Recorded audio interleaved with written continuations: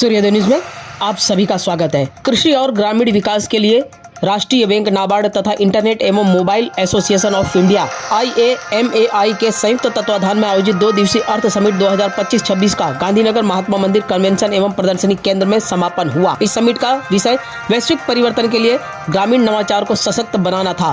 लगातार ग्रामीण अर्थव्यवस्थाओं के निर्माण पर आयोजित फायर साइट चैट में नाबार्ड के अध्यक्ष साजी केवी ने भारत के सहकारी क्षेत्र को मजबूत करने की चुनौतियों पर प्रकाश डालते हुए कहा कि सहकारिताएं भारत जैसे देश में लगातार और समान विकास हासिल करने के लिए अत्यंत आवश्यक है। भारत में अब 8.5 लाख से अधिक सहकारी समितियां हैं, जिनके लगभग 30 करोड़ सदस्य हैं।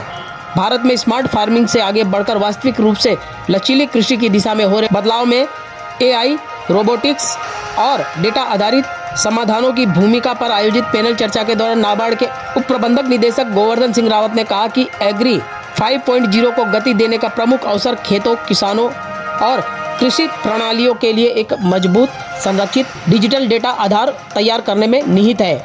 उन्होंने उल्लेख किया कि सरकार का एग्री स्टेक और डिजिटल एग्रीकल्चर मिशन इस दिशा में महत्वपूर्ण कदम है।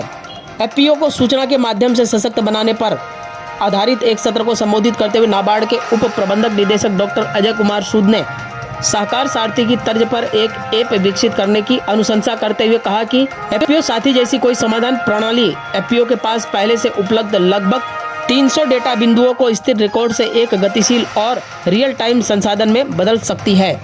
मैं Ashish Chaudhary, chief investment officer नैब वेंचर्स लिमिटेड। नैब वेंचर्स लिमिटेड 100% सब्सिडरी है नाबार्ड और ministry of agriculture and farmers welfare ने साथ में 750 करोड़ का फंड लॉन्च किया है, एग्रीश्योर फंड। ये एग्रीश्योर फंड उन स्टार्टअप्स के लिए है, उन अर्ली स्टेज कंपनीज के लिए है जो रूरल और एग्री सेक्टर में काम कर रहे हैं। इस फंड में अप्लाई करने के लिए आप navventures.in की वेबसाइट पे जा सकते हैं। वहाँ पे QR कोड भी है, वहाँ पे फॉर्म भी है जो आप भर के इसमें एप्लीकेशन कर सकते हैं।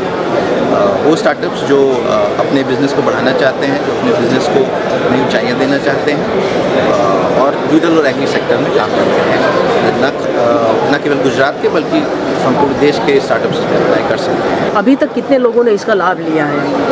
अभी तक इसमें करीब हमको 1000 से ऊपर एप्लीकेशंस आई हैं। हमने जब ये फंड लॉन्च किया था और ये एप्लीकेशंस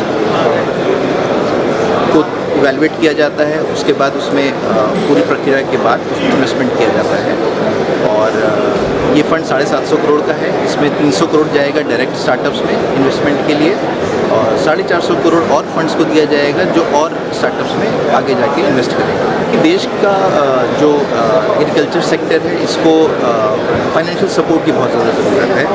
फाइनेंशियल सपोर्ट की ज़रूरत एक है जो सरकार पूरी करती है, एक है जो नाबार्ड अपने स्कीम्स और अपने प्रयास के थ्रू करता है, पर एक बहुत बड़ा सेक्टर है इक्विटी सपोर्ट का, जो स्टार्टअप्स जो नया इनोवेशन करना चाहते हैं, जो लोग बहुत ज़मीन पे काम कर रहे हैं, उनके लिए जिनके पास शायद बैंक्स या उनका डायरेक्ट एक्सेस नहीं रहता है, उनके लिए इक्विटी सपोर्ट जो चाहिए होता है, वहाँ पे हम और बहुत सारे इंक्यूबेटर्स, एक्सीलरेटर्स, ऐसे काफ़ी संस्थाएं हैं जो काम कर रही हैं। तो हमारा प्रयास यही है कि उन सबको एक साथ मिलाकर एक नई दिशा दी जाए स्टार्टअप सेक्टर को। देश के किसान के लिए संदेश यही है कि वो देश में सबसे बड़े भागीदार हैं देश की प्रगति में, पहले भी रहे हैं, आगे भी रहेंगे।